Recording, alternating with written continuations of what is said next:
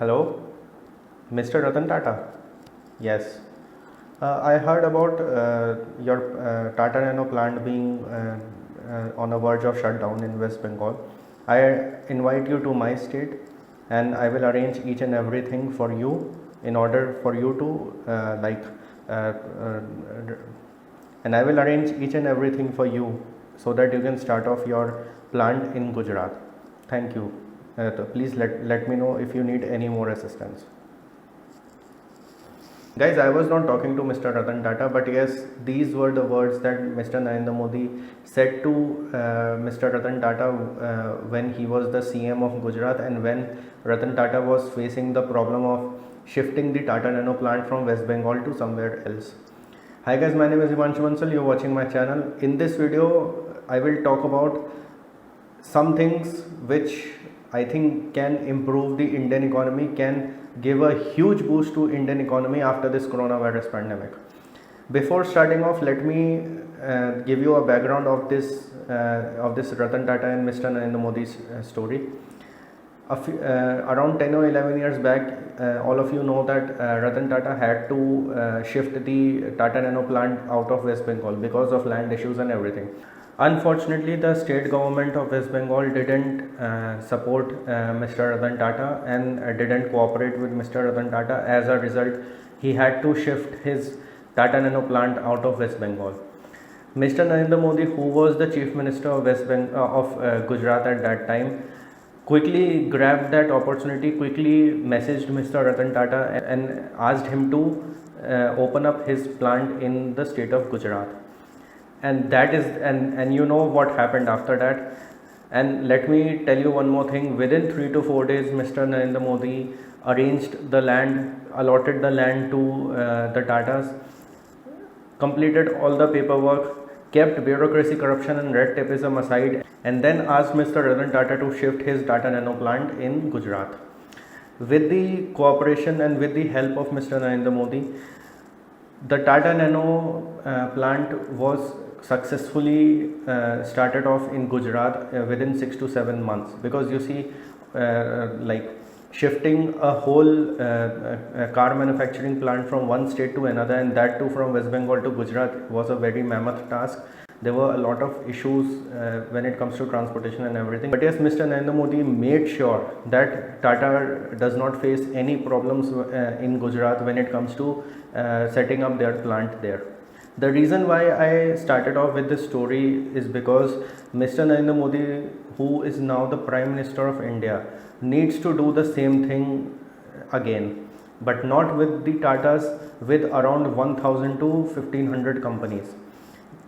Which companies are these? These are those companies from the US, from UK, from Japan, from South Korea, from Australia, from other parts of the world, who are planning to move out of China.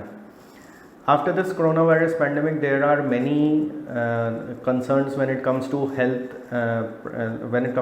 conditions in China, when it comes to working conditions in China, when it comes to dependence on China, because many companies have realized that they cannot depend on one country when it comes to their manufacturing and production needs. And this is the reason why around 1000 to 1500 companies are looking to move out of China. And if Mr. Narendra Modi does the same thing that he did with the Tata Nano plant, then you know what can happen in the next 10 to 15 years. I do not want to criticize any state government or something, but yes, people of India know the difference between Gujarat's development and West Bengal's development. Where is Gujarat right now? What is the GDP of Gujarat and what is the GDP of West Bengal right now? No doubt there are many good things happening in West Bengal as well. But yes, this was something that was a very big opportunity for West Bengal to be the home for Tata Nano plant, but unfortunately they missed that opportunity. So with this example, it is totally clear that if we want the Indian economy to grow at a rapid pace, to recover from the coronavirus pandemic in a very effective and efficient manner, we need these 1000 to 1500 companies to be in India. Let me tell you, we have 29 states and 7 union territories and all. We have so much space for growth.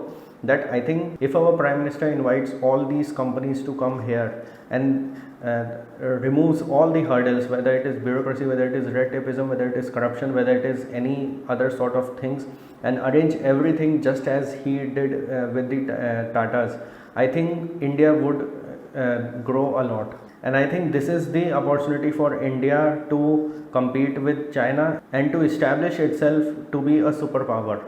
These companies, if they come to India, they will really take India to the next level, and who knows, we can even achieve that target of $5 trillion economy, and we can even get at least the third spot after the US and China.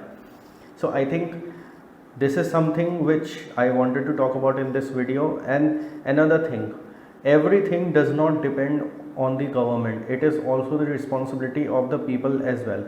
I may have discussed the good steps taken by Mr. Narendra Modi when he was the CM of Gujarat, and okay, we can say that the government should open up the market, and government should make sure that these companies can easily come to India and establish their businesses or production lines or manufacturing plants here. But yes, it is also the responsibility of the common people, of the people of India, to support the government in all these things. Because you see, we do not want that tomorrow if these companies come to India, we do not want any government official or any social group or any group related to farmers or any other like any other group with having vested interests to become a hurdle in their path. If we want to grow, we have to allow these companies to come to India. We have to support the government in inviting these companies. We do not want any sort of land issues or any sort of riots or any sort of protests happening just because these companies are coming. Yes, there are some concerns when it comes to foreign companies or FDI or foreign investment and all.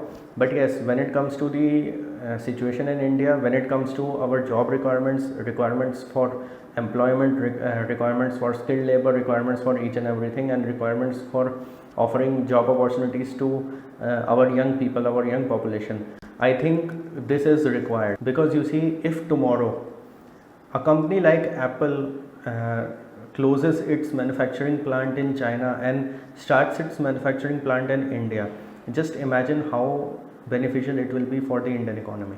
Similarly, companies like Tesla, companies like Toyota, companies like Mitsubishi, and European companies like Nokia, British companies, and all these companies, French companies, German companies, and imagine if we can get the likes of Boeing and Airbus to produce in India, to establish their manufacturing plants in India. This is going to be a huge boost to the Indian economy. So if we can get a company like Airbus or Boeing to produce in India, to manufacture in India, that is going to be a huge boost for our economy. And let me tell you guys, FDI or foreign investment or foreign companies coming to India or MNCs coming to India is not only there is not only for their benefit, it is also for the benefit of us as well. It is also for the benefit of India. It is also for increasing job opportunities in India.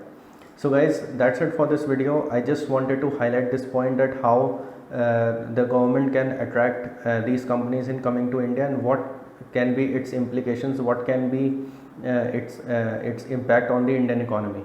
At the end, again, I would like to say to each and every one of you, don't depend on government totally. It is your responsibility as well. You also have to support the government, and also those people who are establishing a business, you also have to support them. Because I have seen a lot of people in India who are just concerned with like either obstructing the path of the government, or maybe obstructing the path of any other person who is like planning to do something good for India. So I think we should keep our politics, keep our corruption, bureaucracy, red tapeism aside, and consider these things for the growth of the Indian economy.